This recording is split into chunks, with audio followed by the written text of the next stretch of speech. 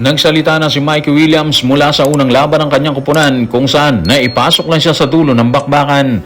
Tila desidido naman subukan ni Ramon Cao ng Macau Black Knights ang tigas ni Junmar Fajardo sa gitna ng nalalapit nilang bakbakan.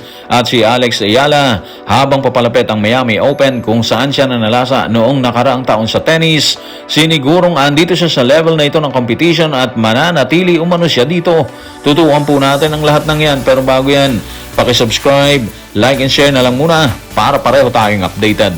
Scoreless at nagbabalang ng 2 rebound, nagbigay ng 3 assist at 1 steal sa 4th quarter na pagpasok ni Mikey Williams sa bakbakan ng Converge at Macau Black Knights. Subalit sa kabila ng mababang output, tila hindi ito nasisiraan ng loob. Narito ang kanyang pahayag. Tutukan natin si Mikey Williams sa report ni Ruben Terrado sa Spain. Pinag-aaralan ko pa rin yung sistema ng opensa namin kasi 7 araw pa lang naman ako nga dito, di ba? Pero alam kong malakas ang import namin na si Kelly at magagaling din yung mga bata tulad ni Arana, Baltasar, Gomez de Leano at Stockton at iba pang sumusuporta sa team. Sinusubukan ko lang naman sumabay sa kanila at gawin ang kaya ko sa loob ng opensa. Gumawa ng tamang desisyon sa bawat play. Hindi ako nagmamadali. Una ko pa lang itong laro sa pagbabalik ko, di ba? Mahaba pa yung season.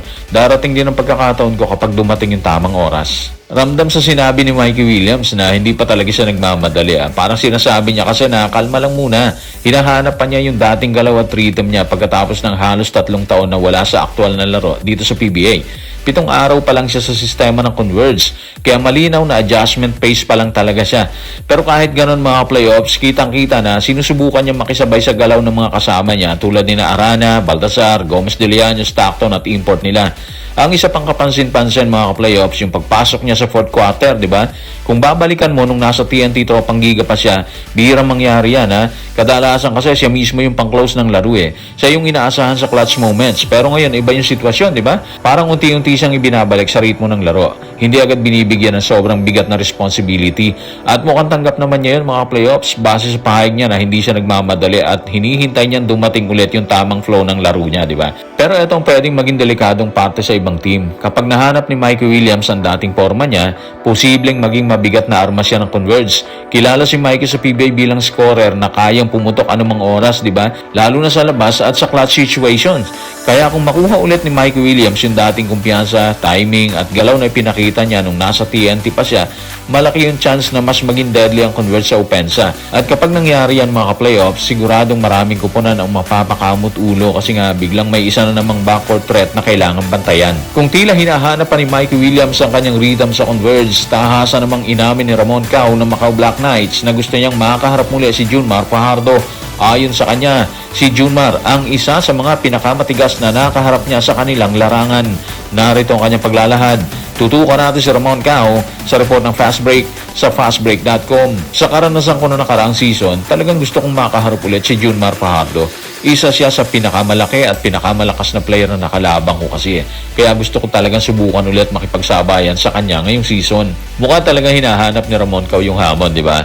Hindi biro na ikaw mismo yung magsabi na gusto mong makipagbanggaan ulit kay Junmar Fajardo, na kilala bilang isa sa pinakamabigat at pinakamalakas na poste sa PBA, di ba? Parang sinasabi ni Cao na, sige, subukan ulit natin kung sino yung tatayo sa ilalim. Ibig sabihin, hindi siya umatras sa laban or hindi siya umaatras sa laban. Gusto pa nga niyang ulitin. Ngayon, pagdating ng March 31, kung saan nakatakda silang magbakbakan, siguradong isa to sa mga aabangang banggaan sa ilalim ng ring. Alam naman ng lahat kung paano manalasa si Junmar sa pintura, di ba?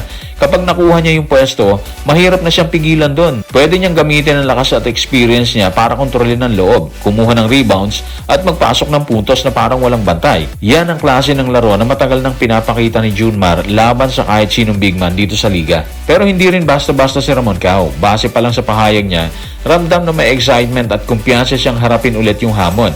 Hindi siya papasok sa laro na parang biktima lang dyan. Malamang pagdating ng araw na yun mga playoffs, March 31, ipapakita niya na handa siyang makipagsabayan, banggaan kung banggaan sa ilalim. Posible pang makita na susubukan niyang gamitin ang bilis, lakas at determinasyon para hindi lang basta matabunan ni Junmar. Kaya kung tutusin, hindi lang ito simpleng match-up ng dalawang big man mga playoffs. Posibleng maging pisikalan at palakasan talaga sa pintura. Siyempre may reputation si Junmar na kayang gumiba ng depensa, di ba? Pero mukhang hindi papayag si Kao na basta na lang siya yurakan ni Junmar. Sa totoo lang, mukhang darating ang laban na pareho silang may gustong patunayan. Si Junmar na gustong ipakita na siya pa rin ang hari sa ilalim.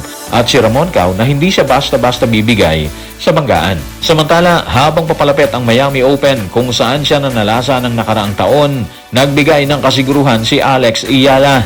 Pahayag niya, alam umano niya na nabibilang siya dito sa competition at level na ito ng tennis kasabay ng paninigurong mananatili umano siya dito. Narito ang kanyang pahayag. Tutukan natin si Alex Ayala sa report ni Luisa Morales ng One Sports. Magandang karanasan para sa akin ang Miami noong nakaraang taon at doon talaga nagsimula ang lahat. Pero simula nun kasi marami na rin akong naabot. Marami na rin ang pinagbago ko. Marami na akong magagandang laban na nalaro, may mga matitinding talo rin, at napakaraming karanasan na nakuha ko. Dahil doon, mas lumakas ang kumpiyansa at paniniwala ako sa sarili ko. Alam kong nabibilang ako sa level na to. Kaya kahit manalo ako sa tournament sa Miami o matalo man agad sa unang round, sigurado ako sa isang bagay. Nandito ako at nandito ako para manatili. Mabigat po yun ha. Ibang klase po kasi naging paglalakbay ni Alex Ayala sa Miami Open noong nakaraang taon eh. Doon nagsimulang makita ng buong mundo kung gaano kalakas ang loob ng batang Pinay na to mga playoffs ha. Isa-isa niyang hinarap yung mga malalaking pangalan sa tennis, mga paborito, mga veterano at mga nasa matataas na ranggo at hindi siya natinag doon para siyang bagyong biglang dumaan sa tournament. Dahil kahit yung mga nasa top 10 ng women's tennis, napilitan talaga magbanat ng buto para lang mapigilan siya. At hindi biro ang inabot niya, umakyat siya hanggang sa semifinals. Isang bagay na hindi basta-basta nakakamit ng kahit sinong batang player. Doon niya nakaharap si Jessica Pegula, isa sa pinakamalalakas na manlalaro sa tour. Siyempre doon natapos ang laban ni Ayala. Pero hindi yun simpleng talo mga playoffs. Aminado mismo si Jessica Pegula na nahirapan siya sa laban na yun. Ibig sabihin kahit natalo si Ayala, natalo si Alex, pinakita niya na kaya niya makipagsabayan sa pinakamataas na level ng tennis. Kaya kapag sinabi ngayon ni Alex Ayala na nandito ako at nandito ako para manatili, hindi yun yabang. Parang declaration po yun.